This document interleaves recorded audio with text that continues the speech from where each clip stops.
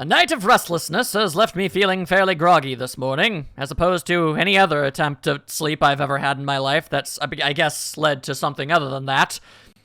I understand that there may in fact be people who have slept and actually felt rested by the end of it, but I can't say that I can relate to that. The events of the previous day keep intruding upon my mind. The memory of how Emmy felt against me. Alright, we're really doing this. Okay. Alright. Okay.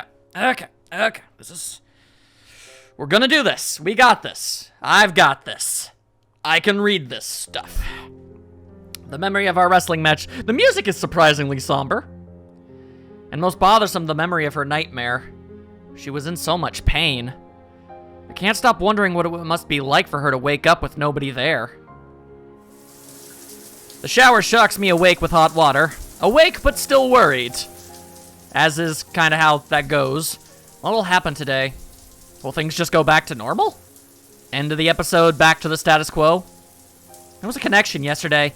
Something that nearly pushed us past the boundaries of normal friendship. A little bit.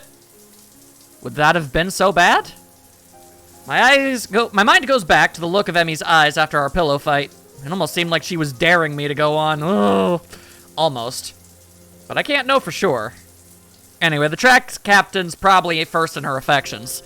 But even as I say that, my mind is already snorting derisively? I'm not sure about that word. I'm just looking for an excuse, a reason for everything to go wrong. Now that's relatable. A reason to not try. It's not as if I've even seen the two of them together outside of track practice. And clearly he's never visited. Emmy said as much herself. If they were close, surely he'd visit. I'm such a wuss! I'd just go for it anyway, damn the consequences. That's what Emmy would do, I think. Hell, I know that's what she'd do. Then why hasn't she? There's a mind bender. Which is partially why I'm convinced there's no interest on her end. Okay, there you go. She hasn't acted either. Maybe because of the track captain? It's possible she's got a bit of an unrequited crush thing going on. But who would be able to clarify the relationship? Sure as hell can't be Emmy. She'd probably just laugh and ask why I wanted to know. And I'm not ready to answer that yet. Rin would probably just give me some cryptic answer or something. And then with my luck, she'd just ask Emmy, who would ask me why I wanted to know, and I've already covered that problem. I wonder, could I get away with asking the nurse? Seems pretty protective of Emmy. I'm sure he'd know if something was up.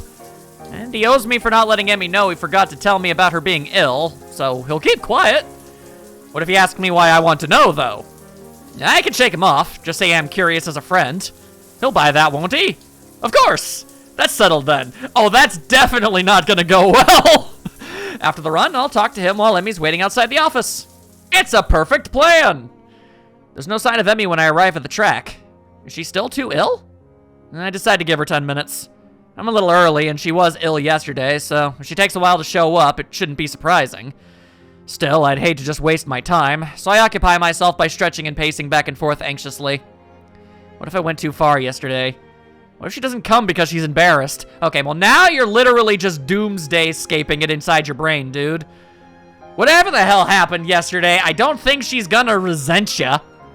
What if? Oh wait, no, there she be. You're early again, Hazal. I'm impressed.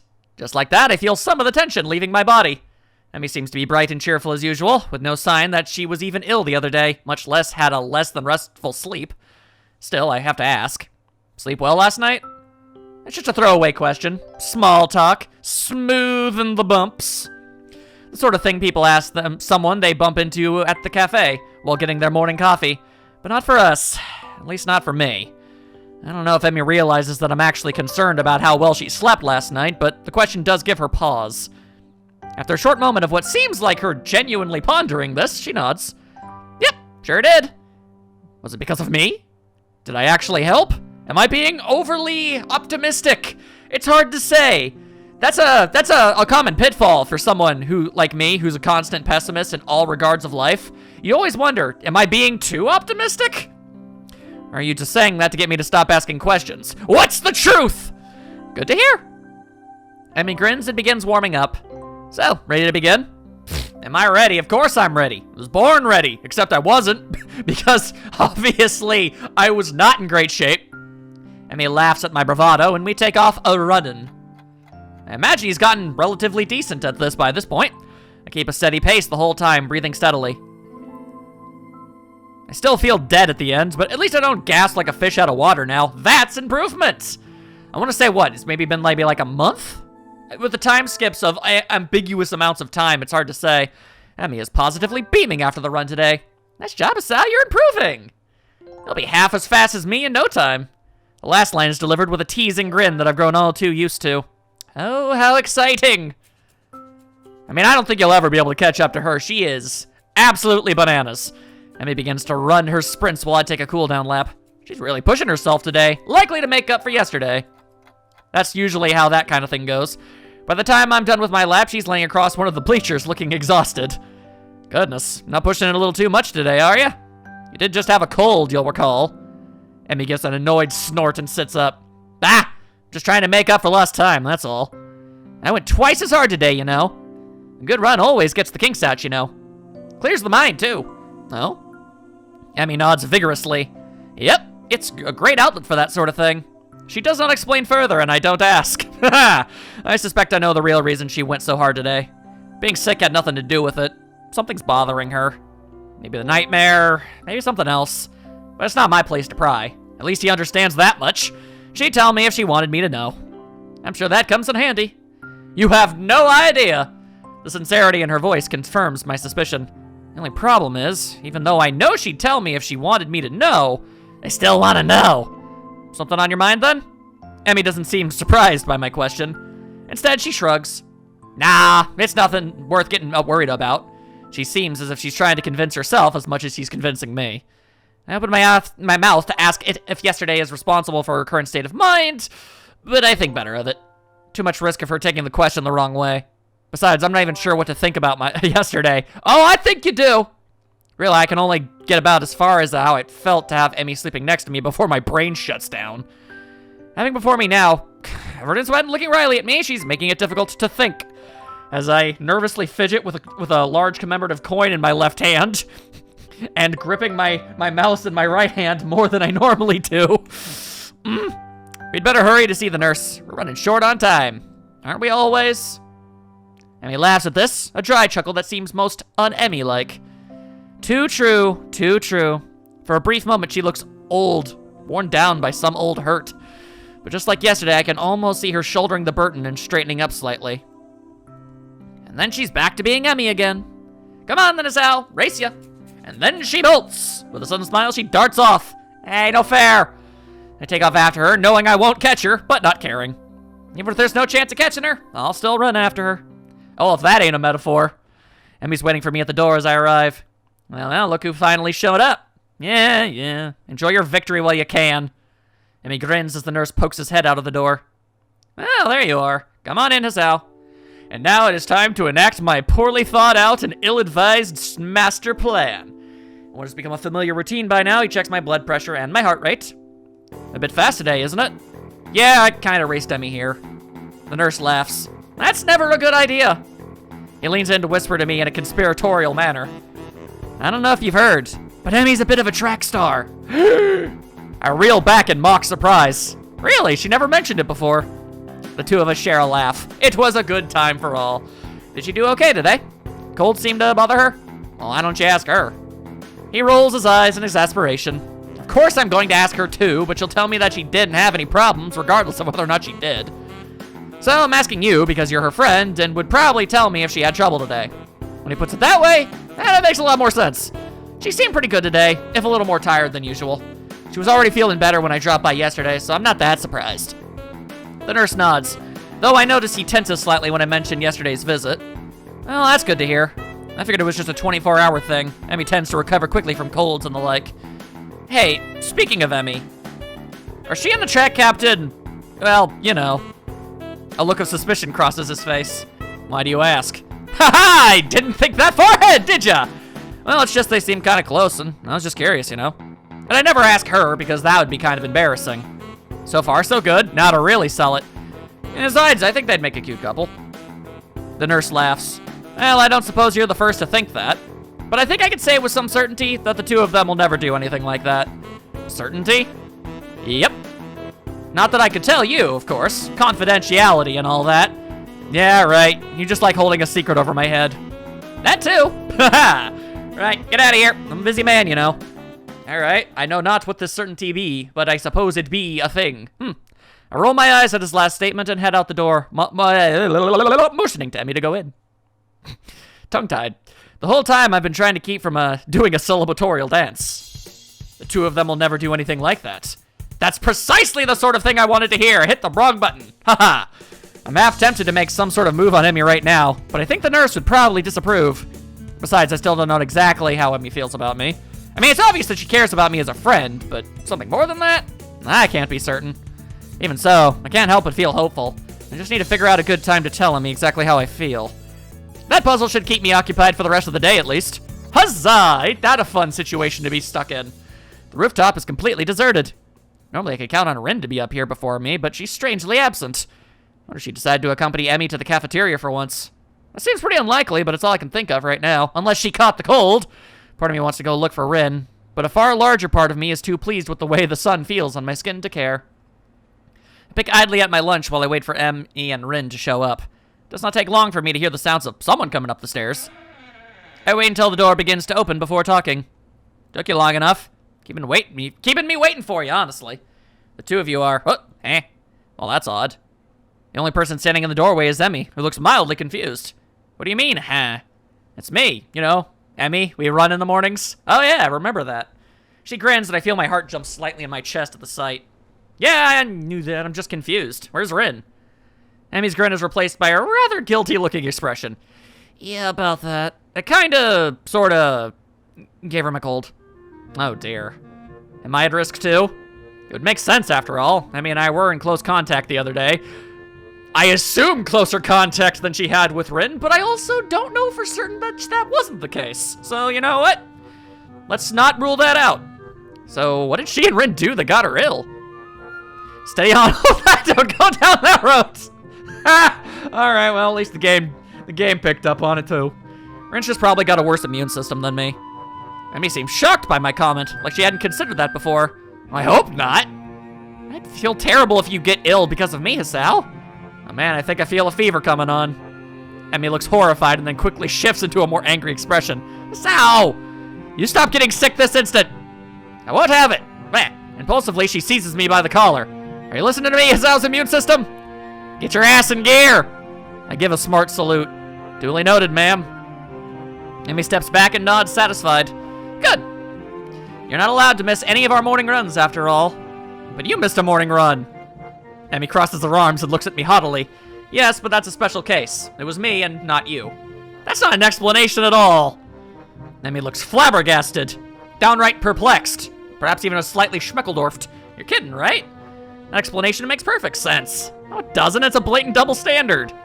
I don't see what that has to do with anything. Oh, fine. Emmy seems pleased by her victory. It was a war of attrition, and you were never gonna beat her at that. Anyways, is Rin gonna be okay? She's not terribly ill, right? Emmy shakes her head. Nah, she'll be fine. I got her some cold medicine that should help her. Although I probably should have made sure she didn't try to take them all at once. She's done it before, you know. Yeah, somehow I don't find that at all surprising. I doubt Rin is the one to pay attention to maximum dosages and such. You should probably check in on her later then, just to make sure. Emmy shrugs. I'll stop by after practice. She'll be fine until then. I nod, figuring that line of conversation is over. The only problem is I don't know what else to talk about. So, you got any more track meets coming up? This is a terribly roundabout way of trying to see if she's free on the weekend. If she's free, then maybe I can ask her on a date or something. Well, assuming I can get myself to actually form the words. That's always a bit of an issue. Emmy shakes her head. Nah, not for another couple weeks, I think. The season's winding down. Oh yeah, I came right in the middle of things, didn't I? Does that mean exams are coming up soon? Should probably look into that. Mildly important. What do you do on weekends if there's not a meet? An eyebrow goes up and Emmy gets a teasing look on her face. You're awfully inquisitive today, aren't you? I shrug and hope it looked casual. It most assuredly did not. Just making conversation. I don't know what it's like to be a track star after all. Flattery. She waves a hand idly. I'm not actually that good, you know. I mean, sure, I win all the time forever, but that doesn't make me good. You just so happen to see me on a good day is all. You liar. Yeah. But humility is a sign of a good athlete. At least that's what my dad used to say. Uh-oh. She shrugs and tries unsuccessfully to hide the rather troubled expression her face has taken on. Hey, what's up? You seem bothered by something. Emmy starts to deny it, then sighs in defeat. I wonder if she's too tired from being sick to get herself to deny it like usual. Or if she actually just trusts me enough at this point to open up.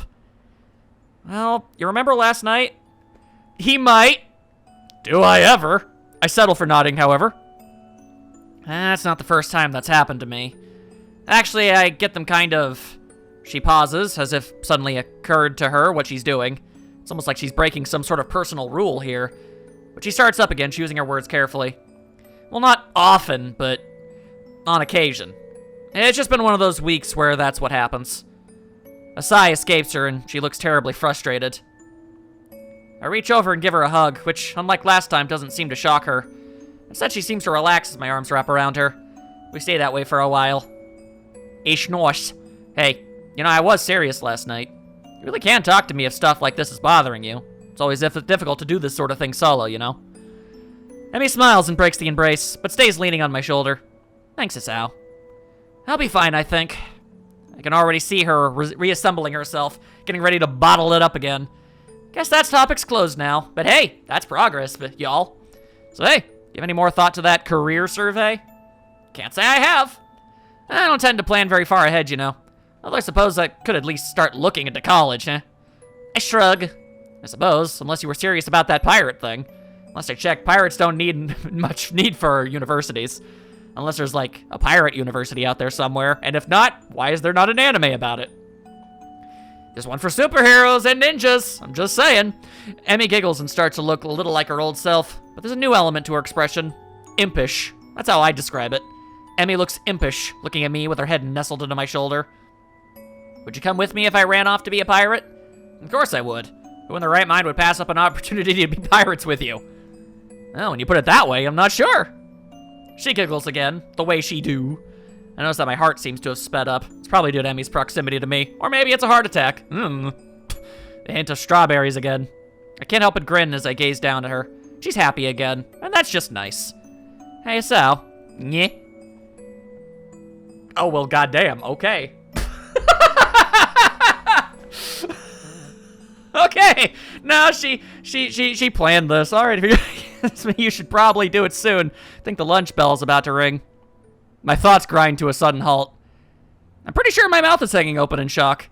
All I can manage is a strangled "heh." This amuses Emmy even more. You were thinking about it, weren't you? She sits up, bringing her face level with mine. You'd probably enjoy it, you know. You're really... Well... She briefly composes herself, looking like she was about to say something important. If you haven't figured it out by now, I think I've developed a bit of a crush on you. You're gonna have to do something about that. This time, her grin short-circuits several important thought processes. At some point, I turned toward her, and at another point, her arms moved around my neck. Oh, God. At yet another, my arms wrapped around her waist. I'll be damned if I could tell precisely when that happened. Because at that moment, there was only a voice in the back of my head yelling at me to kiss her. Oh, God, I'm not prepared for this. I look into Emmy's eyes. There it is. The thing I saw yesterday on the bed is there again. It suddenly strikes me that she's worried that I'll reject her. What a silly worry for her to have. Aw, that's nice. Girlfriend acquired! Oh, that's nice. Okay, just man up and read. Let's see, Trainly strawberries. She leans into the kiss and her arms tighten around the back of my head, making sure that I don't pull away. Not that there was any danger of that. There's a churning feeling in my gut. One that feels much like a egg beater. I hide my uncomfortedness with jokes. The world falls away. It's just me and her and the bench. My arms tighten, drawing her waist closer, entranced by the feel of her. Any other sense? My mind trying desperately to memorize everything about how she how she smells, how she feels. Okay. The ringing of the bell snaps us back to reality. Oh, there goes gravity, and we break the kiss. Woo! Emmy's cheeks are slightly flushed, and she seems to be catching her breath. In her defense, so am I. We stand there for a few moments, trying to wrap our heads around what we've just done. Emmy is the first to break the silence, to the shock of absolutely no one. So, Want to grab dinner after I'm done with practice? What a coincidence. I was about to ask you the same thing. No, you weren't. You were about to go. That's what you were about to do. Well, actually, I suppose it was going to be some kind of proper date on the weekend or something, but the thought was there, I think. It was tangentially related. Emmy gives me a playful shove. Yeah, right. You were still in shock for how incredibly awesome I am kissing. We began to head down the stairs back to our respective classrooms. So that was an event. I didn't see you talking immediately afterwards either. That I didn't. So you have to practice this, Al. She leans in and quickly gives a quick kiss in the middle of the hallway, sending me into another brief state of mental freefall. As I head into my classroom, a giggling Misha greets me. How much did you bear witness to? Why-chan, you romantic you. Did you confess on the rooftop? Did you? Technically, she did before anyone else did. That's really on her. Actually, I think it was the other way around. This sends Misha into a fresh fit of laughter. Young love is so unpredictable, isn't it? I dropped my commemorative coin! I need that. I need something in my hands to go through my fingers. Ah! I dropped it again! Oh god, it's under my desk. Oh no! Ah! Ah! Okay. As being Misha, I suppose I should have expected her to tease me over this. Okay, maybe I'll just settle for gripping the coin for now. I guess. Before I can really respond, Muto's enter the room and Misha skips off to her seat, giggling all the while, as she is known to do. I suspect that I'll get a lot of that sort of conversation now, especially seeing as how it gets me right in the middle of the hall. But somehow I don't care about that. For the first time since arriving here, my heart feels light. It's a good time.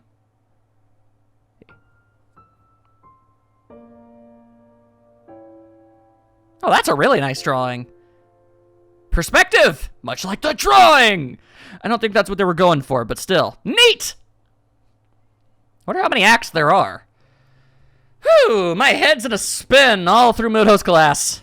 I'm gonna have dinner with Emmy, who wants to be my girlfriend, no less.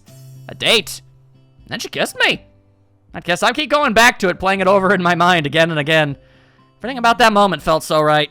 My mind drifts off, lost in thoughts of Emmy. Yeah, I imagine it's probably you're gonna be in a bit of a haze for a while. Again, I literally cannot relate, but I can only imagine it was pretty dang swell. Nakai, hello. It seems like I've drifted a bit too far. Huh? What?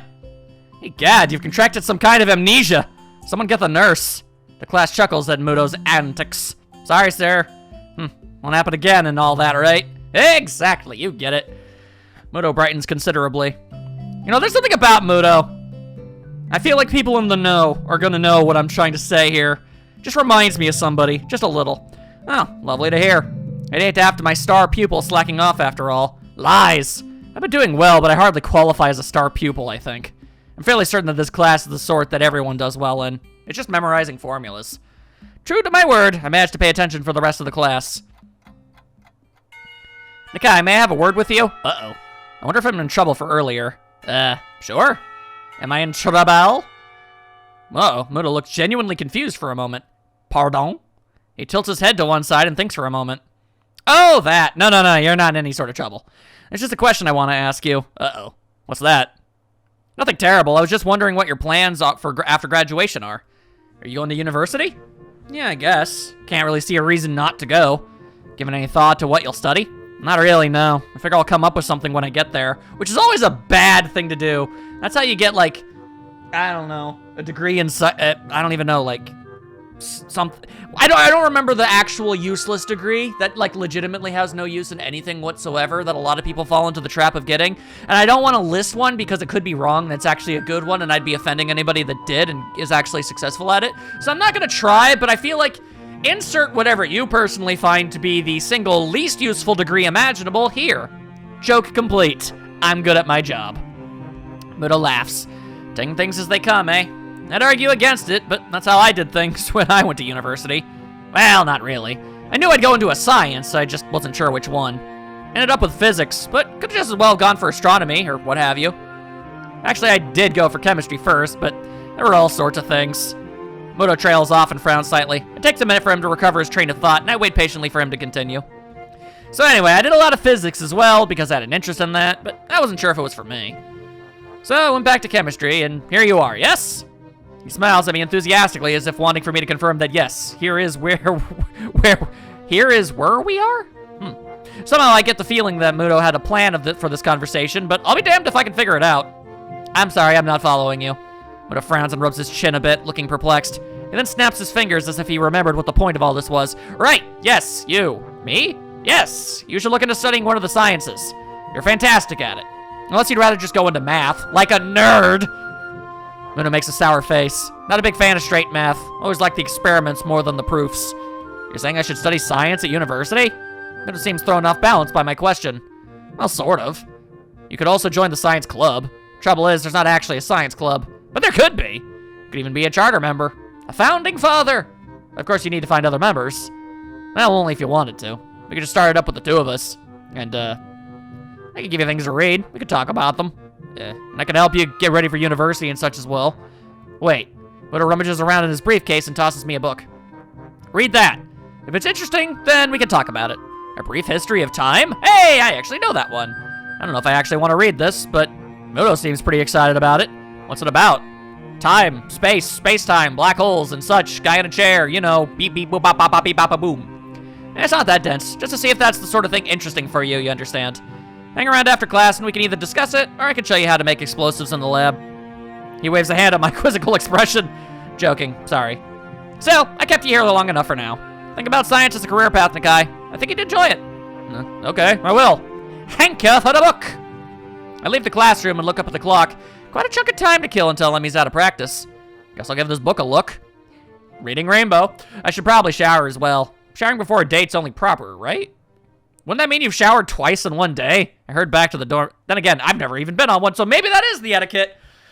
I wonder where I'm supposed to meet Emmy anyway. She said after practice, but she didn't say where I should find her. If only cell phones were a thing! I guess I could just swing by the track. It's probably best anyway. If she needs a shower, I can just wait for her in her room or something. Or in the hallway, I guess. That would be better as well. Take a quick shower, remembering to take my medication once I hop out. Now for a look at this book.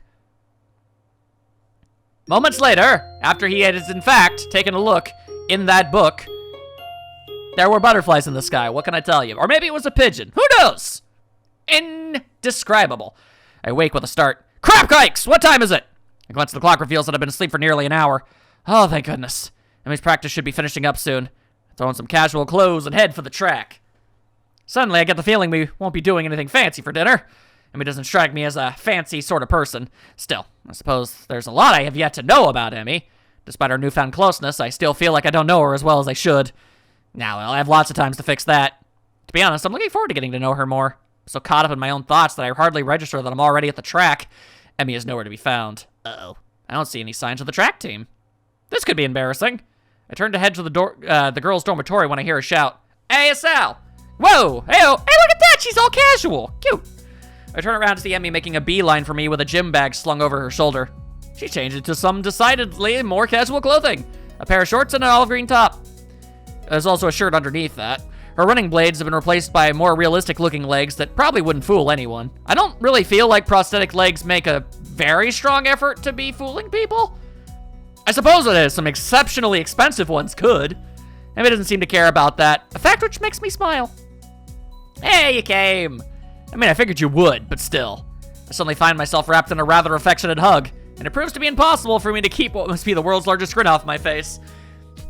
I hypothesize that perhaps that's just something I'm going to have to get used to in this circumstance. Of course I came. It'd be crazy not to, right? Emmy ponders for a moment.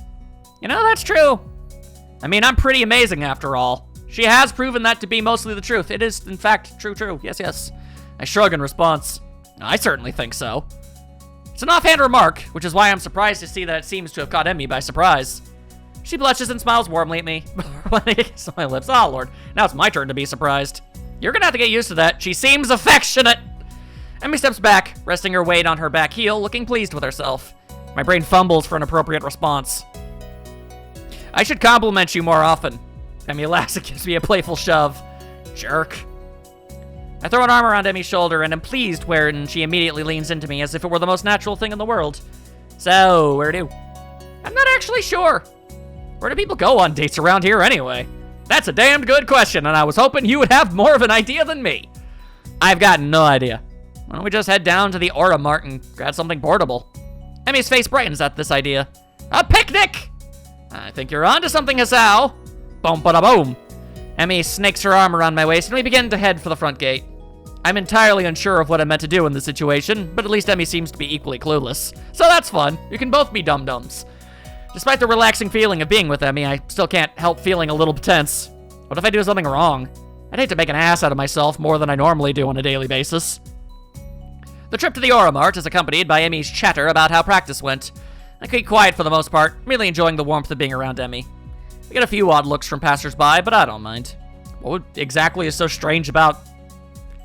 The only thing I could possibly imagine would be her legs, but even then, that doesn't...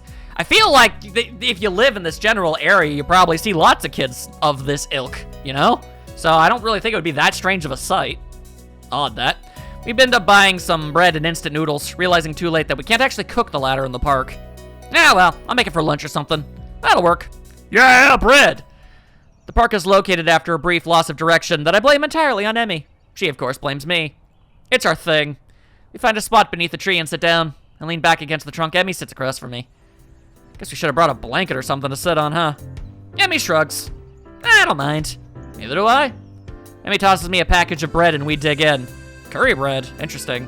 Oh, that's right. Japan's got, like, fancy schmancy breads with, like, stuff. I don't really quite understand it.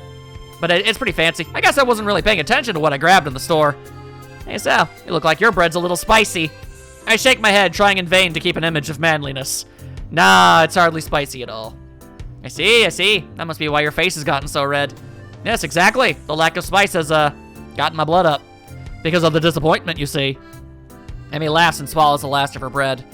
Well, if you can't handle it, I'll be glad to take it off your hands. Hey, just because you wolfed down yours so quickly doesn't mean I'm just gonna give you mine. Emmy mock pouts, causing me to nearly choke on my bread with laughter.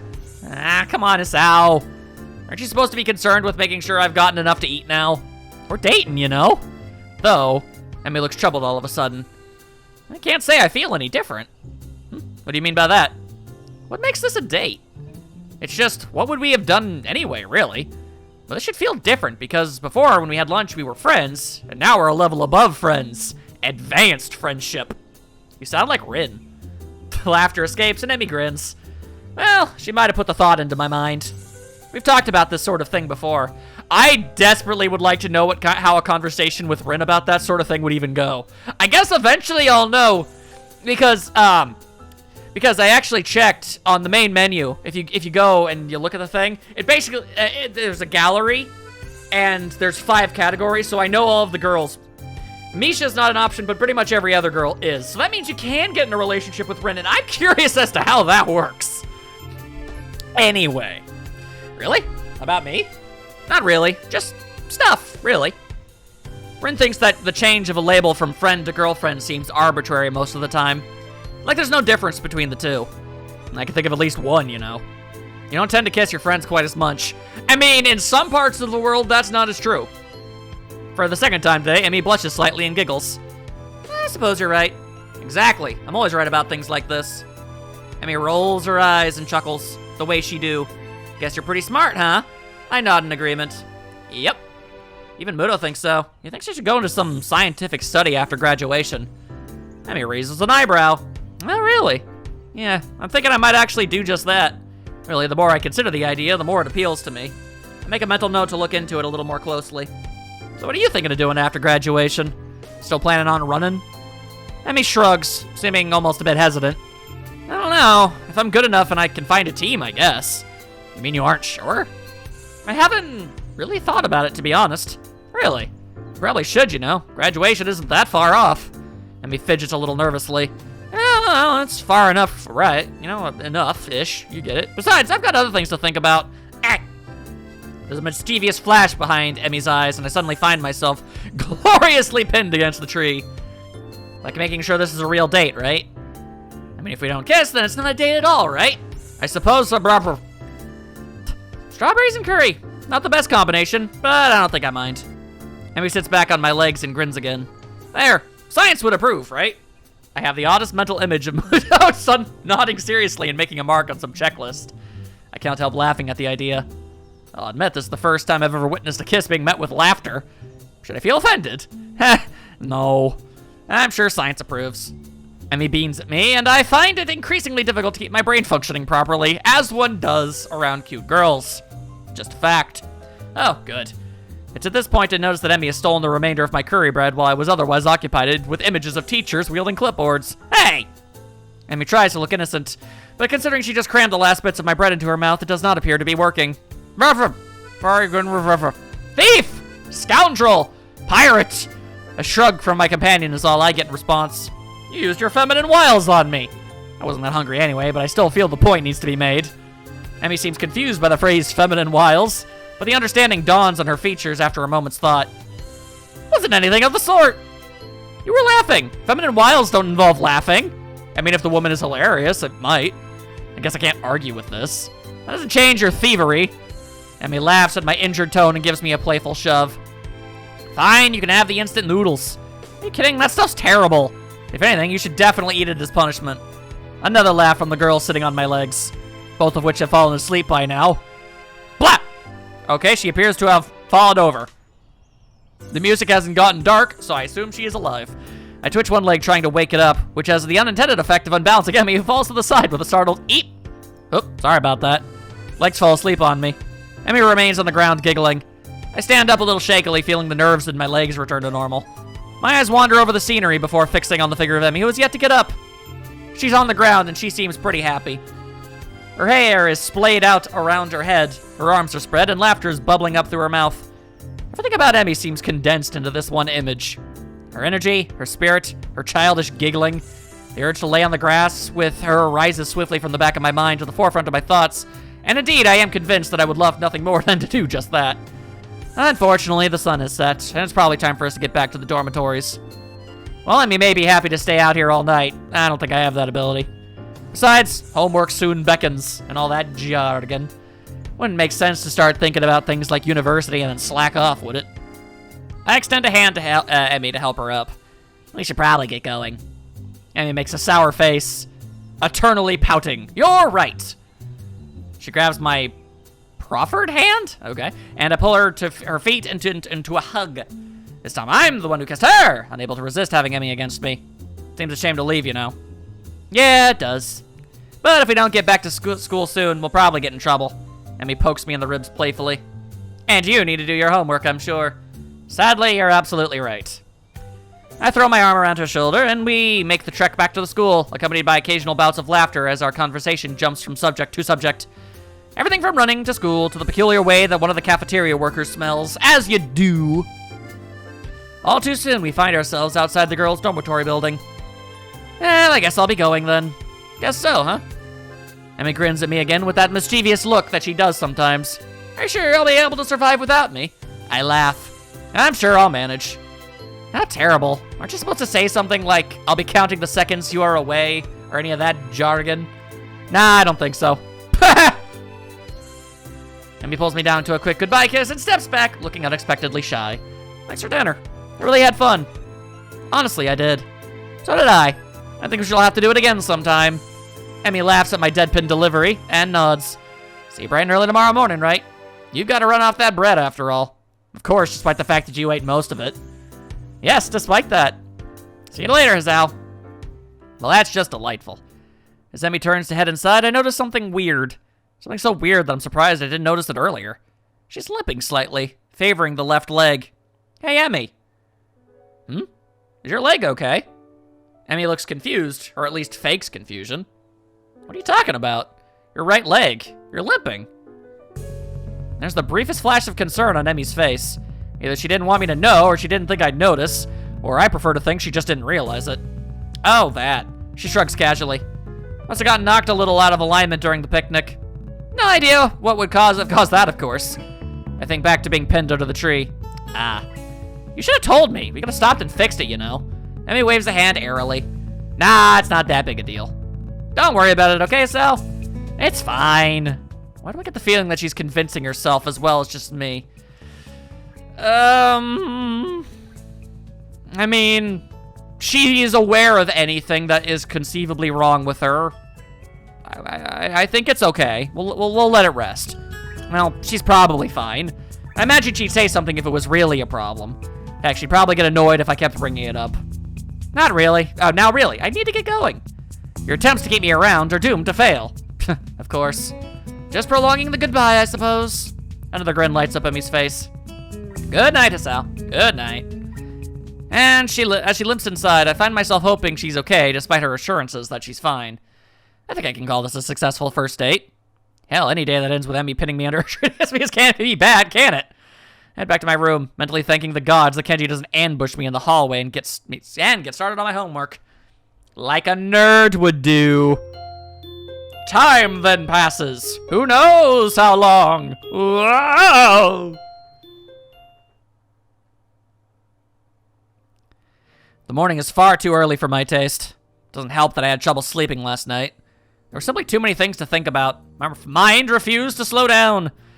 Instead, I replayed the rooftop, the park, and everything else over and over in my mind. There's a small part of my mind that is still paranoid that this has all been some kind of joke. That I'll meet up with Emmy at the track and she'll act like nothing happened yesterday. Pushing these thoughts to the back of my mind, I throw on my running clothes and open the door. Emmy's waiting for me with her usual smile. You're late! Or at least you're not early today. Are you tired or something? I find myself ruefully rubbing the back of my head. Something like that. Lots to think about and all that. Emmy giggles at my mild understatement. Yeah, I didn't sleep that well either.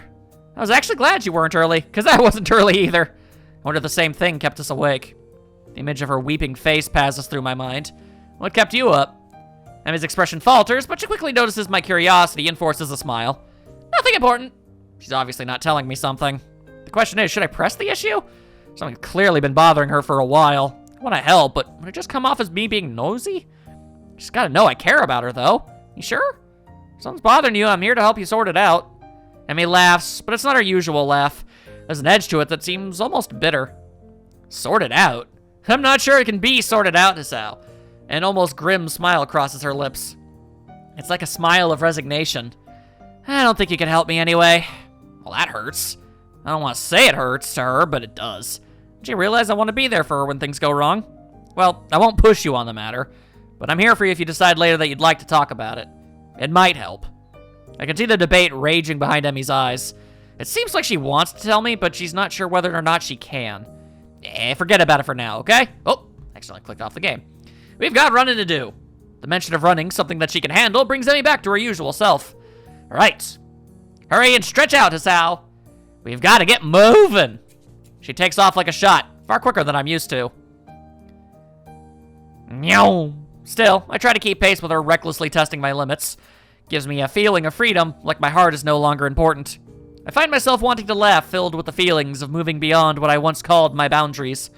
The nurse's warnings to not overdo things echo in my mind, and I disregard them. This feeling I have, the willingness to risk a heart attack for something so trivial as a morning run, feels out of character for me. But is it? Or rather, should it be? I've got a weak heart, sure. It'll never be capable of the kind of speed and endurance Emmy's capable of. Though I probably wouldn't be able to get that good even if I had a healthy heart. As we round the final bend, I feel my legs screaming in protest, but for the first time, I ignore them. I accelerate to finish at a sprint, nearly catching up to Emmy. That was never going to happen, of course. Still, I feel surprisingly good. Oh, sure, my legs still feel like they're about to catch fire and I'm having trouble staying upright. There's been a shift of some sort today. It's all thanks to the girl grinning at the finish line waiting for me. That felt a little faster than usual. My comment is meant with a grin and a shrug. Can't have you now thinking I was going soft on you now, can I? But you managed to handle it just fine. Well, I couldn't have done it without you. Still feeling the high from the run and moved by a surge of gratitude, I seize Emmy in a hug. Thanks. Really, I'm not just saying that. I'm in your debt. Emmy seems flustered by my words, squirming uncomfortably. I'll be silly as how. Someone had to haul you out here, didn't they? And it's not like you're not doing anything for me, right? I needed a running partner, remember? I shake my head, still pointedly not letting go of Emmy, who stops squirming and merely looks up at me with a quickly deepening blush that almost seems out of character. No, that's not true. You wanted a running partner, but you didn't need one. If I hadn't shown up the first day after the festival, you'd still run, right? It doesn't work the other way around. I only managed to make it out a few times before the festival. And without you, I probably wouldn't have made it out at all after that. Emmy smiles at me and prods my chest with one finger. You are pretty lazy, Hisao. Hey, I was giving you a compliment. Well, you're welcome, I guess. I'll pay you back somehow. Oh, well, that's not necessary, you know. I mean, I kind of like you, Hisao, so there you go. And being able to run with you in the mornings isn't exactly a bad deal for me either, so. For someone who gets so much praise, she seems unused to gratitude. I can't think of anything else to say, so we fall silent. I become aware of Emmy's breathing, of the dampness of her clothing, and of the scent of her, as I do a lot. Coming off of anyone else, it would stink. Coming off of Emmy, it fits her in a way nothing else could. Her skin is cool, sweat and a breeze causes goosebumps to rise. Almost without thinking about it, I lean down and feed Emmy's mouth as it's already moved to meet my own. Her lips are soft, and she hums happily as we get sending vibrations from her mouth to mine. There's a startling rightness to everything about this moment. We fit one another perfectly, despite how short she is. The kiss ends, and I finally let my arms drop back to my sides. Emmy is smiling warmly at me and giggling again. Come on, it's out. Better go see the nurse. Then it happens.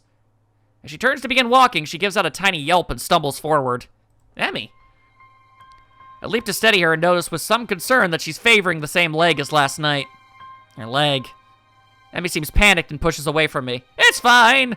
My expression must seem hurt, but because she hesitates to apologize, or hastens to it. Sorry. Didn't mean to push you like that. It was just... She stumbles for something to say. It's nothing, really. Hey, don't worry about it.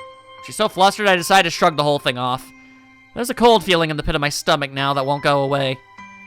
I tried to step in and help her, and she pushed me away. Smiling, I shove those thoughts to the back of my mind and concentrate on Emmy. I just don't want you getting hurt, that's all. You don't have to worry about me, honest. I'm fine. Yes, you say that, but I don't believe you. I keep worrying about you regardless, and not saying anything yesterday just makes me feel guilty about today. I should have at least asked.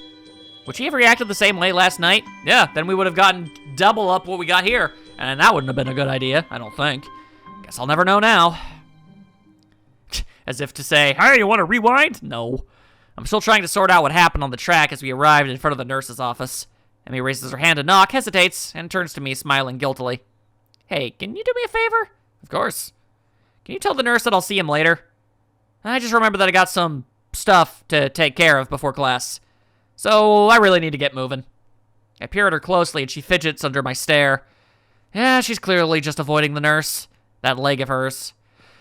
Well, whatever. I said it'd help, and so I will. But I'll make damn sure she sees the nurse before the day's out. Yeah, okay. I'll let him know. Emmy looks like I've just given her a pony on Christmas. Thank you so much! You're the bestest, Al. I am rewarded for my complicity in her lie, but I guess that makes it all worth it. Or so I tell myself. As Emmy heads out of the building, trying hard not to let her limps show, I knock on the door of the office. Ah, Sal, come on in. I don't see Emmy with you. She's not sick again, is she? From the tone of her voice, I don't think the nurse is expecting me to say, yes, she's ill. She said that she'd forgotten to do something, and so she had to skip out, but she'll see you later today. The nurse heaves an exasperated sigh. Honestly, that girl... She's been avoiding me. Yesterday, she was in and out of here without even taking off her prosthetics, and now this. Well, at least it's not just me Emmy doesn't want worrying. That's a comfort, I guess. Still, I feel like I should say something about her leg. I said I'd lie for her, but she doesn't really need me to... She does really need to see him. Now that you mention it, she was limping pretty badly today. And last night as well. The nurse's eyes narrows at the words, last night. And what exactly were you two doing last night? I don't really know how anything I could conceivably have done would leave her live with a limp. Well, we were, on a date? The nurse raises his eyebrows as if surprised. Really? Interesting. Oh, nothing. His gaze turns thoughtfully, and then he grins at me. You don't think you could use some of that boyfriend charm to get her to come see me today, could you? Of course. I was planning on doing that anyway. I think she's really hurt and just pretending she isn't. Yeah, she does that. Afraid I'll make her stop running. Will you? I don't like to, but if it's bad enough that she's been limping, well, I guess I'll have to see what's wrong for myself before I make that call. I see. Emmy not allowed to run? Perish the thought. I don't know if she'd be able to function without running. No wonder she's reluctant to admit anything's wrong. Well, I'll make sure she sees you. Good. Oh, and before I forget, he grins at me again in what feels like a vaguely threatening manner. Don't forget that I know what medications you're on. You be careful around Emmy, got it? Wow, he looks serious too. Got it. Don't hurt Emmy. Wouldn't dream of it. Grand. I'd hate for you to be late. Late, as in the late Hisao Nakai. He frowns briefly, dissatisfied. Sounded better in my head. Well, at any rate, that joke bombed. Get out of here before you miss your first class. You got things to do, I'm sure. Shoo! As I leave, I notice the nurse pulling out his phone and dialing a number. Oh, Mako, your daughter's being a pain in the ass again. Better head back to my room, or I really will be late. Hey, wasn't he supposed to check my heart rate? It's probably fine. The lunch bell sounds, and I bring myself out of the stupor I slipped into during the morning classes. My lack of sleep last night, coupled with the increased pace of this morning's run, has left me a little exhausted. Despite that, I find myself skipping stairs up to the roof. There's a little excitement now, in addition to the pleasure one gets from eating lunch with one's friends. True, both Emmy and Rin are still my friends, but Emmy has become more than that now. Rin is back in her usual spot on the roof, almost as if she'd never been absent. She has fallen over. She went kerplop. Feeling better, I take it. A raised eyebrow is my reward for speaking. Better than what? Better than you felt yesterday. Rin gives my question some serious thought. I'm not sure. I think I might have felt good for some of yesterday, but it's all fuzzy. Too much cold medicine? Well, I was asleep, and that usually is pretty good. But I can't remember what it feels like to be asleep because I'm not conscious for it. It's a real problem. Then again, if I knew how good it felt, I might not sleep anymore. But this way I keep trying, so I guess that's how I keep from being overtired. An eternal mystery to keep you sleeping at night. Maybe mystery is the wrong word. Intangibility might be the proper way to describe it. I see. No, I don't see it all. I have no idea what she's talking about, but that's okay since I rarely do. Do you remember what sleeping feels like? Like yesterday, do you remember what you felt like sleeping yesterday? Well, I actually didn't get a lot of sleep yesterday. Maybe that's because you remember subconsciously. Actually, I think I was worrying about Emmy. Doesn't Emmy worry about enough about herself? I hadn't considered that, but it gives me pause. True, but would she ask for help if she needed it? Rin frowns and I raise an eyebrow. Will I even get a proper answer? Probably not. Is there something else, something she should be asking for help with? Her leg, for starters. This seems to catch Rin's interest. Leg? It's hurt, but she won't see the nurse about it. Rin shakes her head in disapproval. You have to make her. Like she makes me go to class for her own good. Otherwise, she could lose her legs again, and that's just too weird. Losing things twice. Especially if you don't find them again to begin with. Unless prosthetics are the same as finding something. But that's a different kind of lost, isn't it? I think so. I wonder. Man, it's gonna be an interesting time talking to you more. Wonder what? Egads. Emmy seems to have snuck up on Rin and me, though Rin doesn't seem especially surprised, which is itself unsurprising, I suppose. Rin manages to sit herself upright quite expertly, throwing her upper body forward and using her momentum to right herself. Your leg, how's it feel? That earns me a frown and a bit of a glare. It's okay, I think. Not worth worrying about. Tell that to the nurse. He's quite insistent that you visit him, you know. Emmy pouts like I've just told her she's been grounded. He worries too much. It's not a big deal, just a little soreness. I try to resist rolling my eyes in his desperation. If it's nothing, then you should have no problem seeing him, right? Emmy narrows her eyes suspiciously. Did he put you up to this? Well, maybe. A little. But that's not the point. I would have reminded you to see him anyway. It'd be terrible to see you really hurt and not doing anything about it. That would make it worse. I don't want to see you hurt, you know? Call me crazy, but I would kind of prefer to see you happy and healthy. With each statement, Emmy's frown fades a little more, until eventually she's grinning, I'll bet a little shyly. Well, if you're gonna put it that way, I guess I'll have to see him. Otherwise, you'll keep worrying, and then I'll never hear the end of it, right? Correct. That's right, I'll keep bugging about it, and that might put a damper on our dates. How's the food, Asao? Talk to the nurse, Emmy. How was your day, Asao? Talk to the nurse, Emmy. Talk to the nurse, Emmy. See, it doesn't work that well. Emmy giggles at my high-pitched rendition of her voice and gives me an affectionate shove. My voice isn't that high, jerk. I thought it was pretty accurate. Boom, boom, boom. Yeah. Rin in my corner. Emmy and I stare at Rin for a while before I burst into laughter. Emmy crosses her arms and huffs, mock offended. You're both jerks. And yet, you still choose to be our friend. Crazy that. Such vile call me's from you, young woman. I'm stunned that you would call me, of all people, a jerk. Honestly, I don't know what to think. Emmy sticks her tongue out at me. You ass. So, Rin, how's the art club these days? Rin, seemingly as surprised by this sudden change of topic as I am, takes a minute to think about before answering. I believe it's okay. Although, Nya keeps telling me to work harder. But I don't think he understands my methods. He's always struck me as slightly creepy. Rin ponders this statement for a while. I'd never really noticed. But I don't pay much attention to him most of the days. I drop my goddamn coin! So maybe that's why. How often do you meet? Thinking of joining us, Al? What? Nah, I've already decided to join a club. Rin Really? Which one? Well, it's not really much of a club, to be honest. Oh, you joined the tea club. No, I joined the science club, I think. Emmy looks highly confused. We have a science club? Not really. It's just me. Hisao, that's not a club. That's sitting in your room reading books. No, I mean, it's just me and Muto. I'm just the only student so far. Muto, really? A thought strikes her. Oh, is that what you were talking about yesterday? Your meeting with Muto. Yeah, that was our first meeting, I guess. Emmy giggles. Nerd. Hey, I can't help being clever. You know, I could have used your help years ago. You should have had your heart attack earlier in life, Hisao. I laugh and then realize this is probably one of the very rare times I've laughed about my heart attack. Hindsight! Yeah. The ringing of the bell ends our conversation. Guess we better go. Yeah, I guess so. Come on, Rin, you too. Rin has apparently begun to doze off, so Emmy gives her a sharp bump. I almost had it. Sorry, but you need to go to class. I disagree, but maybe if I nap in class, I'll get it this time. Changing location is sometimes helpful for that kind of thing. Neither Emmy or I bother asking what it is. There is no point. As we arrive at my classroom, Emmy gives me a quick kiss and heads down the hallway, Rin in tow. I turn to enter the classroom to be met with the duo of Shizune and Misha. Misha seems to be fighting a losing battle to keep from breaking into a fit of giggles while she translates Shizune's latest rant. While we are pleased, nay thrilled, to see how well you've managed to make new friends and forge relationships, and we're such a cutie too, Hee-chan, I think the last part was probably Misha. We nevertheless feel compelled to politely remind you that public displays of affection are strictly forbidden. Really? That's disappointing, Hee-chan, by Section 8 of the Code of Conduct laid out in the student handbook. Would she have the same tune if I was with her? I wonder. We might know one day. In this case, however, ignorance of the law may be your excuse, as we are feeling lenient.